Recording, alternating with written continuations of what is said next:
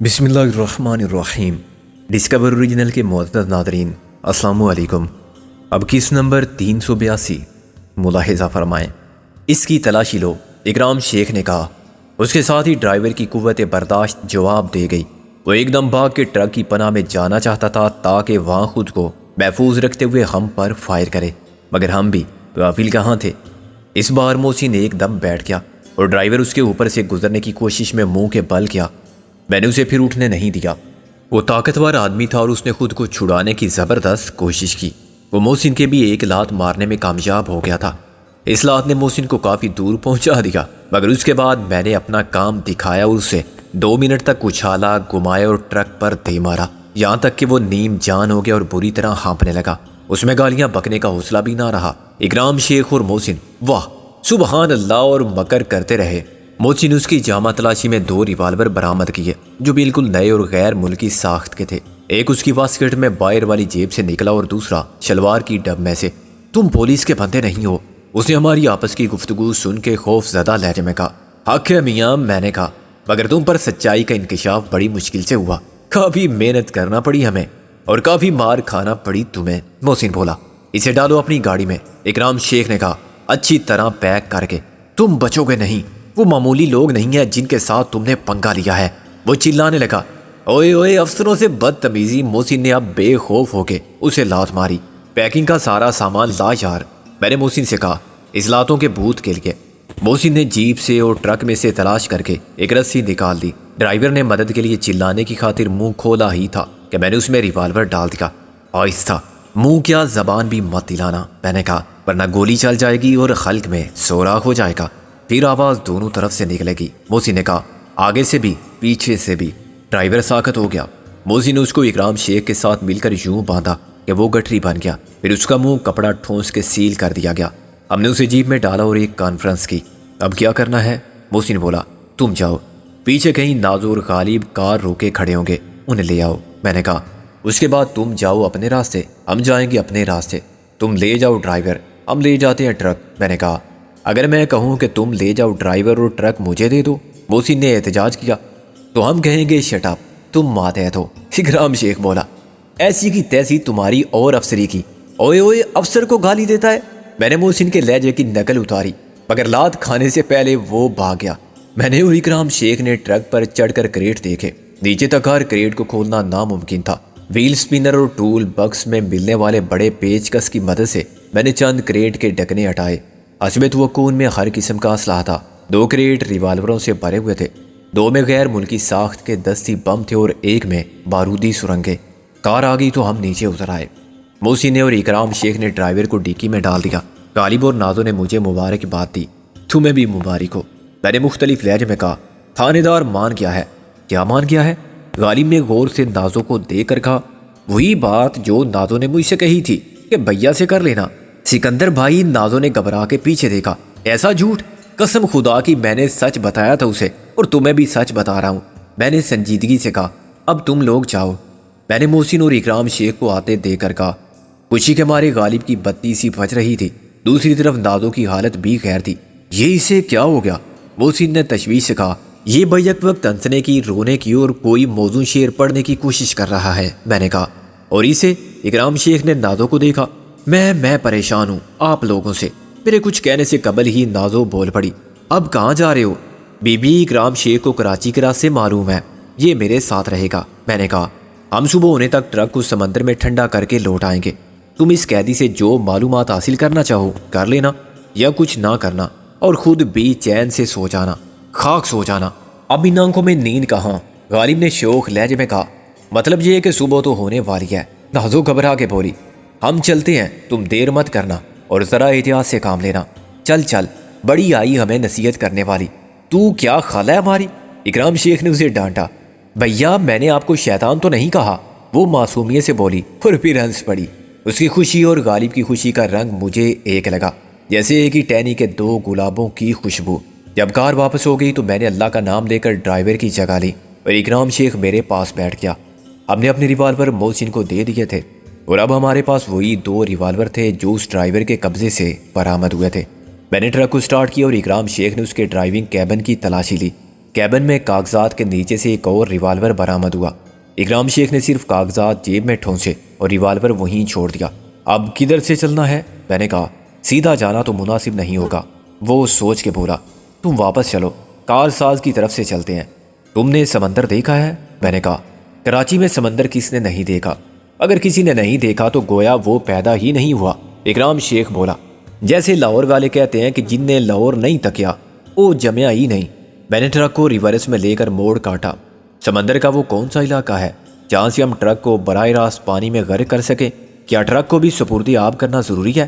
Truck کا ہم کیا کریں گے؟ میں نے کہا۔ ٹرک ہمارے کام آ سکتا ہے، اکرام شیخ بولا۔ ہم اسے ٹریپ کے طور پر استعمال کر سکتے ہیں۔ معلوم نہیں اسے کہاں پہنچنا تھا، مگر صبح تک اس کی گمشدگی کا راز فاش ہو جائے گا۔ اور صبح ہونے میں اب دیری کتنی ہے؟ صبح ہو جائے گی 1 گھنٹے میں۔ 1 گھنٹے میں ہم یہ کارروائی مکمل نہیں کر سکتے۔ میرا خیال ہے کہ ہمیں اپنا پلان بدل دینا چاہیے۔ کیا تبدیلی ہو سکتی ہے؟ اب ہم واپس چلتے ہیں، اکرام شیخ نے کہا۔ واپس کہاں؟ سیٹھ اکبر کے پاس؟ کہ بھائی معاف کرنا، ہم غلطی سے آپ کا یہ مال سے بھرا ہوا ٹرک ہائی جیک کر کے لے گئے تھے، اب امانت لوٹانے آئے ہیں۔ یار میں جو خطرہ محسوس کر رہا ہوں وہ تیری نظر میں کیوں نہیں؟ اکرام شیخ بولا۔ پہلے تو یہ دیکھ کہ ہم نے پہن کیا رکھا ہے۔ یہ پولیس کی وردی ہے۔ کیا پولیس والے اس قسم کے مال بردار ٹرک چلاتے ہیں؟ میرے خدا، میں نے کہا۔ یہ تو میں بھول ہی گیا تھا، اس وقت ہم کپڑے بدل نہیں سکتے۔ وہ بولا۔ اگر آگے کوئی پولیس پارٹی مل گئی تو معاملہ بگڑ جائے گا۔ ہم کیا جواب دیں گے انہیں؟ اگر یہ کہا کہ چھاپا مارا تھا اور یہ مال پکڑا ہے تو وہ پوچھیں گے کہ وہ بندے کہاں ہیں جو مال لائے تھے یا لے جا رہے تھے، اور مال کیا ہے؟ ہم کسی سوال کا صحیح جواب نہیں دے سکتے۔ پھر یہ کہ پولیس والے کو پولیس والا ضرور پہچان لیتا ہے۔ مقامی پولیس کے افسر ایک دوسرے کو جانتے ہیں۔ میری تھانے داری کا جھوٹ تو فوراً کھل جائے گا۔ مگر یار یہ ٹرک واپس کہاں لے جائیں گے؟ میں نے قائل ہو کے ٹرک کو روک لیا۔ اپنے گھر، اکرام شیخ نے کہا۔ وہاں اتنا بڑا ہاتھی چھپا سکتے ہیں ہم؟ بیرک بہت بڑی ہے اور خالی پڑی ہے، اکرام شیخ نے کہا۔ وہ تو جہازوں کا ہینگر ہے، ٹرک اس میں اندر جا سکتا ہے۔ مگر تھانے دار صاحب، اس کا دروازہ انسانوں کے گزرنے کے لیے بنایا گیا تھا۔ میں نے کہا۔ پرواہ نہیں، تم ٹرک گزار دینا۔ وہ بولا۔ دروازہ کیا چیز ہے؟ مگر دیوار بھی گرے گی۔ میں نے کہا۔ گرنے دو، اکرام شیخ بولا۔ دھماکہ بھی ہوگا۔ میں نے کہا۔ انہیں دو، اکرام شیخ ہٹ گیا۔ یار کچھ شکل سے کام لو، وہ پوری بیرک گر سکتی ہے۔ نہیں، بیرک نہیں گر سکتی، اس کی بناوٹ ہی ایسی ہے۔ صرف سامنے والی دیوار میں شگاف ہوگا، دروازہ اور کھڑکی نکل جائیں گے اور اوپر والے شیطیر تک چنائی بھی کھل جائے گی۔ مگر وہ شیطیر کافی اونچا ہے، چھت اس جیسے کئی متوازی شیطیروں پر قائم ہے۔ مزید بحث کرنے میں وقت ضائع ہوتا۔ میں نے اکرام شیخ کی تجویز قبول کر لی اور ٹرک کو اسی راستے پر ڈال دیا جس پر کچھ دیر پہلے ہماری کار گئی تھی۔ آج سارا دن ہم ٹرک کو وہاں چھپائے رکھیں گے۔ وہ کیسے؟ لوگ تو ابھی آ جائیں گے۔ میں نے کہا۔ ابھی لوگ سو رہے ہیں اور وہ شہری آبادی کا علاقہ نہیں ہے، بازار بھی نہیں ہے، اکرام شیخ بولا۔ بعد میں ہم وضاحت کر سکتے ہیں کہ دیوار بوسیدہ تھی، گر گئی، باقی دیواریں کیوں کھڑی ہیں؟ وہ بھی تو بوسیدہ ہیں۔ میں نے کہا۔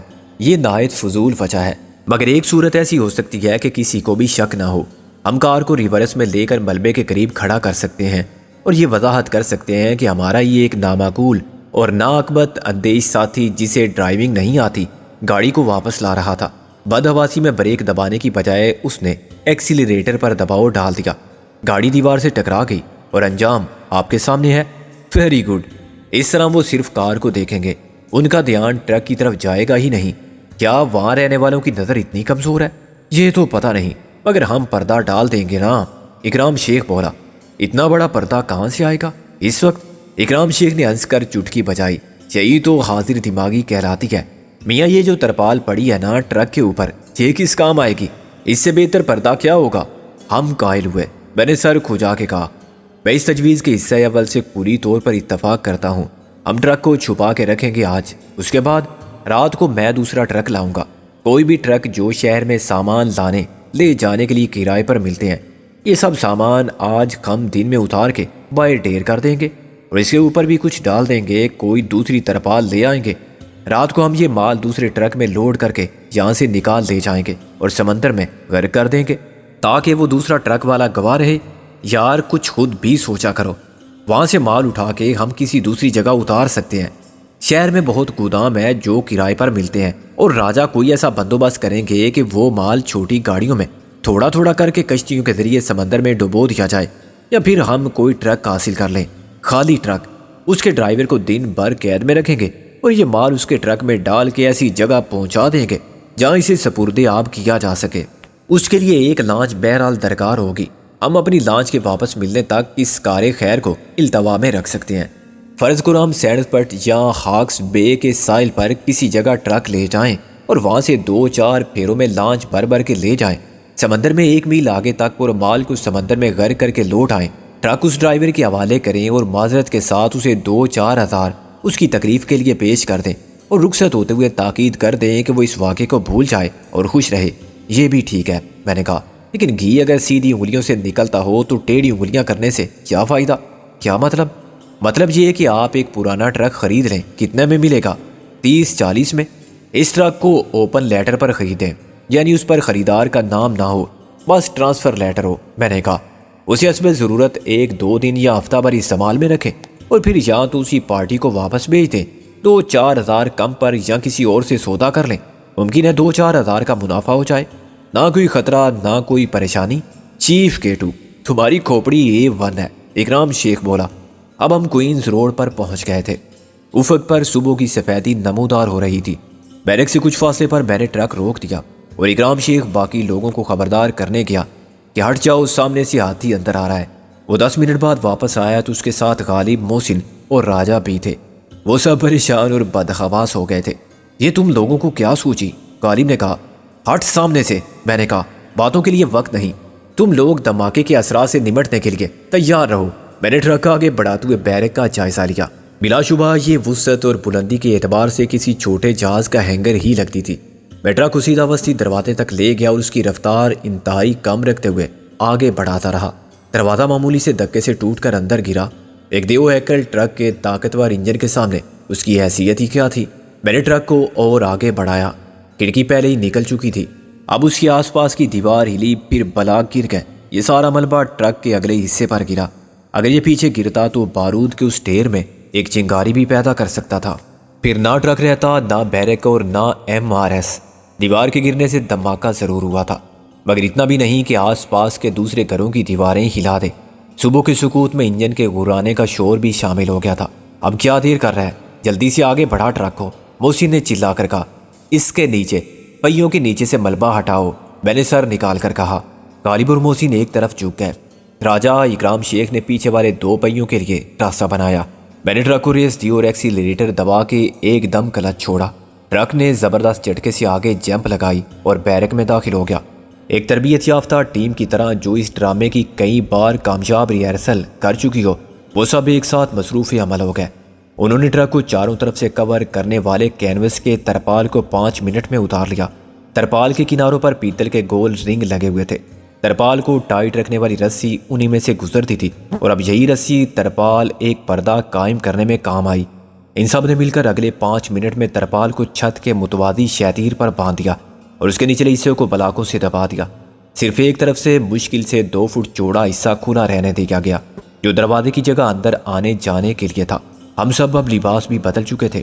نازو نے باہر یہ کام کیا کہ گیراج میں سے کار نکال لائی تھی اور اسے الٹا چلاتی ہوئی ٹھیک اسی جگہ تک لے آئی تھی جہاں ملبے کا ڈھیر تھا۔ گرد و غبار اب بیٹھ رہا تھا، مگر شکست و ریخت کے آثار کسی زلزلے کی تباہ کاری کے آثار سے کم نہ تھے۔ آس پاس رہنے والوں نے بھی دھماکہ سنا تھا، لیکن ان کو بستر سے اٹھ کر کپڑے پہننے باہر آنے میں 10 منٹ سے زیادہ ہی لگ گئے۔ پھر یہ کہ سب نکلے ہی نہ۔ تباً بے نیاز، بیزار اور قائل یہ سوچ کے پھر سو گئے کہ چلو سب خیریت ہے، یہ زلزلہ نہیں تھا اور بم کا دھماکہ نہ تھا، ہم محفوظ ہیں تو پھر فکر کیسی، بعد میں دیکھ لیں گے۔ کچھ عملاً گھوڑے گدے سب بیچ کے سونے والے بھی ہوں گے، ان کے کان پر جوں تک نہ رینگی ہوگی۔ نتیجہ یہ کہ 4 افراد، جن میں 2 ملازم 2 غیر ملازم قسم کے صاحب تھے، جائے واردات پر پہنچے۔ وہاں نازو مجرم بنی کھڑی تھی اور محسن اسے ڈانٹ رہا تھا۔ دیکھا اپنے شوق کا انجام، اب حکومت میری تنخواہ میں سے سارا نقصان پورا کرے گی۔ اللہ کا شکر کرو کہ ہم سب بچ گئے، ورنہ بیرک گر جاتی ہمارے اوپر یا یہ کار گزر جاتی سب کے اوپر میں سے۔ چلو یار چھوڑو، بے وقوف لڑکی ہے، غالب نے کہا۔ یار یہ بے وقوف ہے یا پاگل پن ہے، محسن چلانے لگا۔ حاضرین میں سے ایک عظیم توند والا تھا جس کی بنیان اوپر کے حصے کی دیگر معلوم ہوتی تھی، نیچے اس نے ایک داری دار پاجامہ پہن رکھا تھا۔ اس نے مجھ سے رجوع کیا، اس کا ہزار بند گھٹنوں تک لٹک رہا تھا۔ یہ کیا ہو گیا جی؟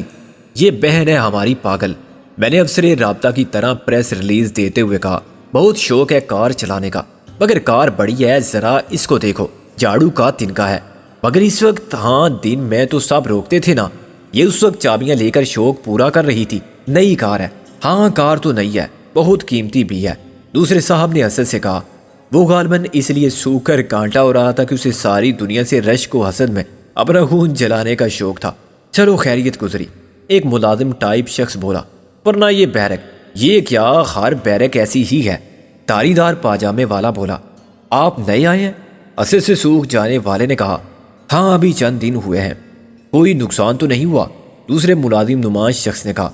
نہیں، بہت فائدہ ہوا ہے، غالب نے گھرا کر کہا۔ دوسری طرف اکرام شیخ بھی محسن کو ٹھنڈا کر رہا تھا۔ بھائی جان، کیا ضرورت ہے رپورٹ کرنے کی؟ ہم اپنے خرچ سے دیوار بنا دیں گے، کھڑکی دروازے بھی لگ جائیں گے۔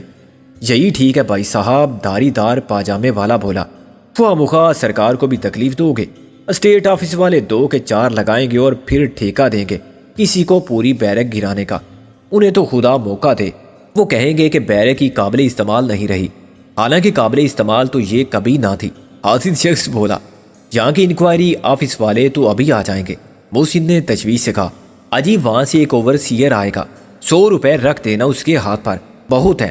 دھاری دار پاجامے والے نے اپنی توند پر بنیان کو کھینچتے ہوئے کہا۔ وہ آدمی دل کا اچھا تھا۔ 10-15 منٹ میں ہم سب کو مطمئن کر کے رخصت کرنے میں وہ کامیاب رہے۔ کیسے احمق لوگ تھے، غالب نے ان کے جانے کے بعد کہا۔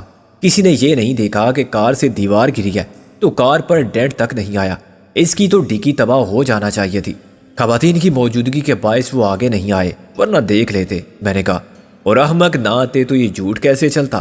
خدا کا شکر ادا کرنا چاہیے کہ چالاک لوگ نہیں آئے، محسن بولا۔ اندر پہنچ کر ہم نے اطمینان کا گہرا سانس لیا اور اس ٹرک کو دیکھا جو واقعی بیرک کے اندر پہنچ چکا تھا۔ یہ ایسا ہی تھا جیسے کوئی چڑیا گھر سے ہاتھی چرا لے اور پھر اپنے ڈرائنگ روم میں باندھ دے مگر کسی کو معلوم نہ ہو۔ اس ٹرک میں انتہائی تباہ کن اسلحہ تھا جس کی مالیت لاکھوں تک پہنچتی ہوگی۔ یہ ان لوگوں کا مال تھا جو خود بھی بہت تباہ کن تھے، اور ہم نے انہیں ایسی ڈوز دی تھی کہ غصے اور بے بسی میں وہ اژدہے کی طرح پھنکار رہے ہوں گے اور زخم خوردہ شیر کی طرح دھاڑ رہے ہوں گے، اور یہ سوچ سوچ کے پریشان ہوں گے کہ سڑک پر سے اتنا بڑا ٹرک کیا جن اٹھا کر لے گئے۔ ٹرک سبزی منڈی سے روانہ ہوا اور غائب ہو گیا۔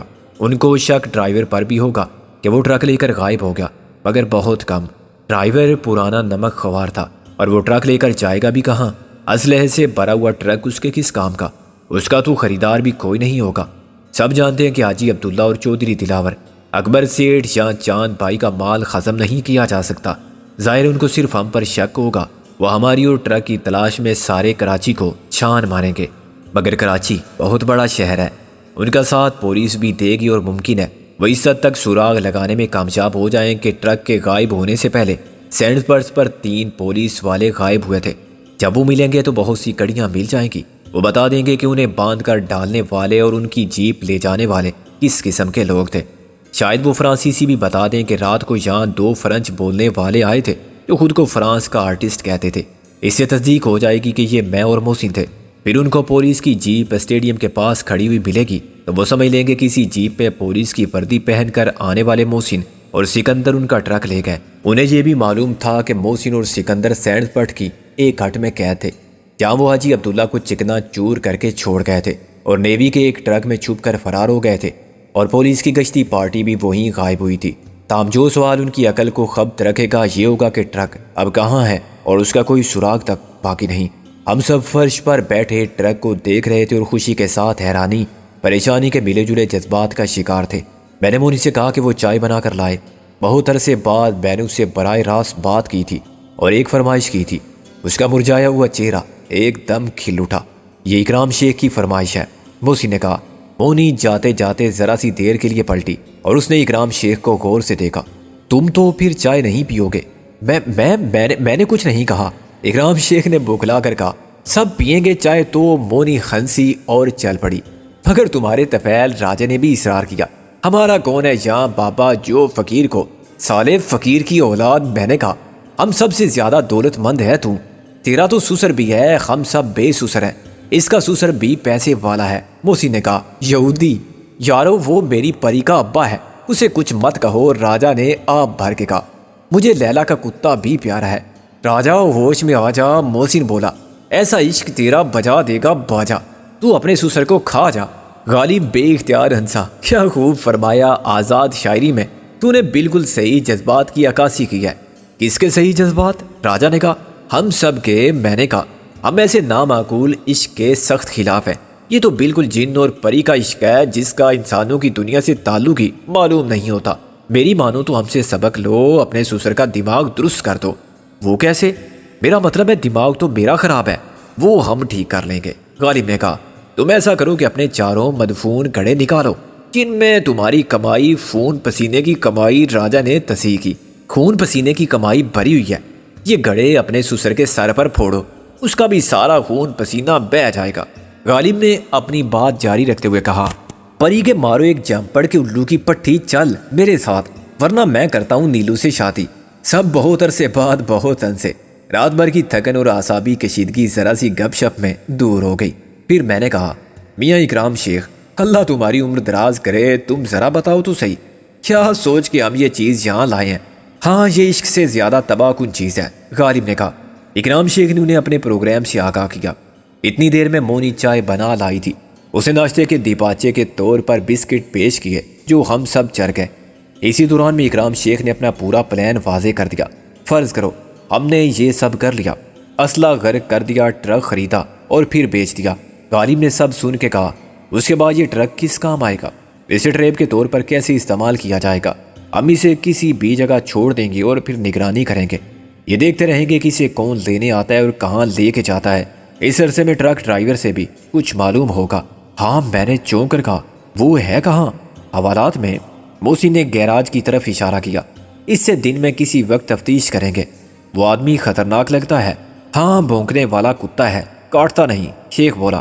تم نے دیکھا نہیں کتنی جلدی اس کا لہجہ شریفانہ، پھر عائزانہ اور پھر خوش آمدانہ ہو گیا تھا۔ وہ دیکھنے ہی دیکھنے کا ہے۔ میں نے نفی میں ساری لایا۔ تم نے اس ڈرائیور کو بھی آزما لیا تھا جس کے زخموں پر نمک چھڑک کر تم نے کوشش کی تھی کہ کچھ معلوم ہو جائے۔ وہ مر گیا مگر اس نے کچھ بتایا نہیں، حالانکہ وہ پہلے ہی بہت زخمی تھا۔ اسی طرح عبداللہ خاموش رہا۔ خاموش رہا؟ اس نے تو سب سے زیادہ بکواس کی تھی، پہلے اور بعد میں بڑا چیخا اور چلایا تھا، بہت گالیاں دی تھی، پھر بھی کچھ قبول نہیں کیا تھا۔ میں نے کہا، حاجی عبداللہ پکا کلا ہے، اس کا کوئی اثار کمزور نہیں ہوتا۔ چلو دیکھ لیں گے، غالب نے کہا۔ ابھی تو بتاؤ کہ آج کیا کرنا ہے؟ مجھے تو کم سے کم ایک خواب دیکھنا ہے، بہت پرائیویٹ قسم کا۔ محسن نے لمبا لیٹتے ہوئے کہا، تم سب تو ہو چھڑے چھانٹ، جو روح نہ جاتا اللہ میاں سے نہ تھا۔ سنی اس کی بات؟ سادہ شادی شدہ ہو کے ہم سب غیر شادی شدہ خواتین و حضرات کے ساتھ کیسا سلوک کر رہا ہے؟ غالب نے کہا، جیسے ہم خانہ بدوش بلکہ خانہ خراب ہے۔ حالانکہ ہم نے کبھی نہیں کہا کہ تو شوہر ہے، امور خانہ داری کیوں نہیں سنبھالتا؟ میں نے کہا، جا کے جوتیاں سیدھی کر بیوی کی، بچوں کے پوتڑے دو، برتن مانج اور پھر کہہ، بیوی میں تیرا غلام، آنکھیں کھولو۔